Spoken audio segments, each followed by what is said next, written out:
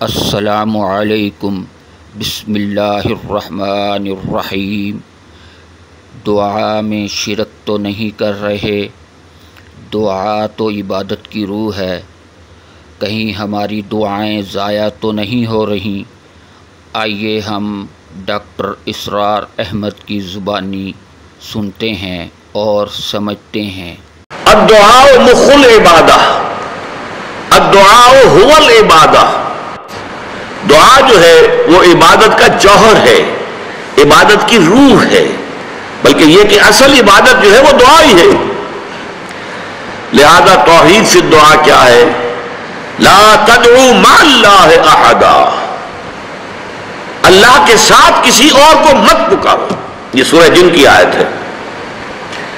یعنی یہ ہے کہ ایک تو یہ کہ آپ اللہ کو پکار ہی رہے اپنے دیویوں کو، دیوتاؤں کو، اپنے لات کو، عزا کو، منات کو، ہبل کو، وہ تو اور دور کی بات ہو گئی۔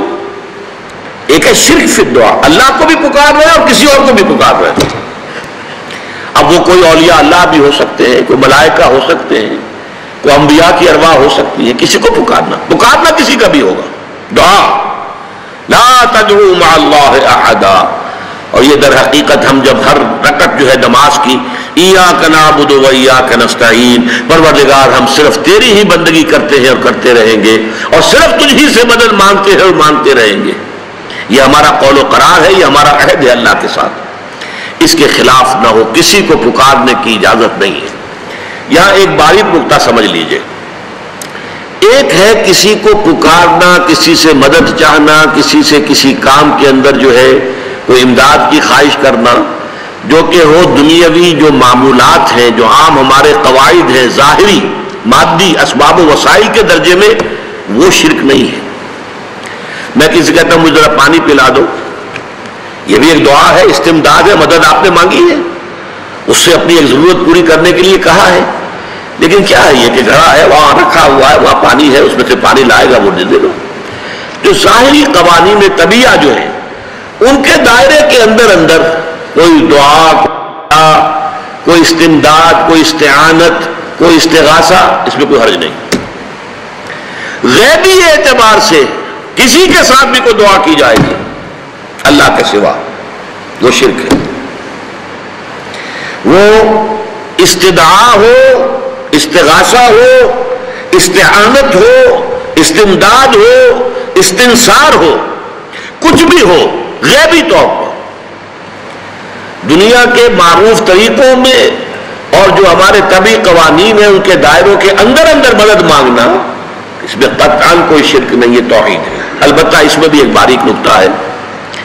ایک بزرگ تھے جو فوت ہو گئے، انہوں نے یہ بات مجھے جس طرح سمجھائی تھی وہ آج بھی میں ان کا مشکور ہوں کہ دنیا میں عام قاعدے قانون کے تحت بھی کسی سے کچھ کہنا کہ بھائی میرا یہ کام آپ کر دیجئے، آپ کر سکتے ہیں، ایک دفعہ کہنا جائز ہے،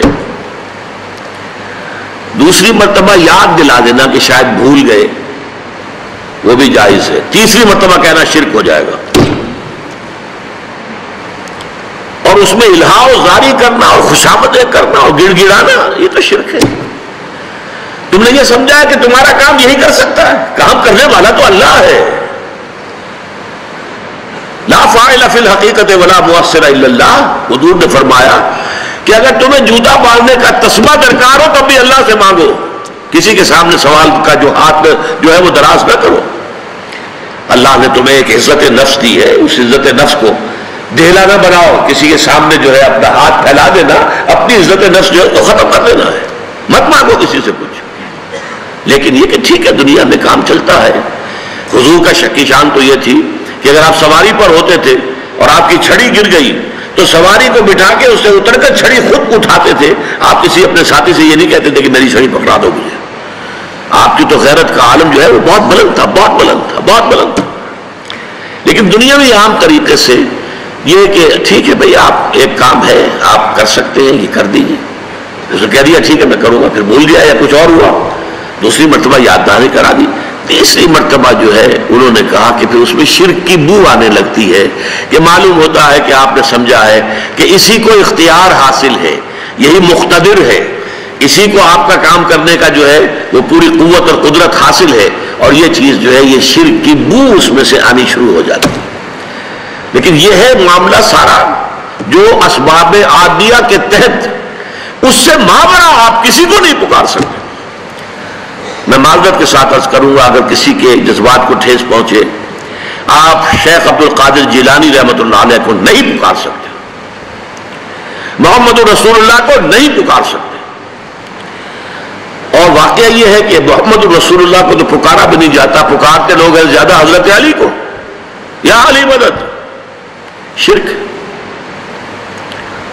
دیکھیے سب سے بات نکتے کی بتا دوں آپ کو، فرشتے کو تو ہم مانتے ہیں نا.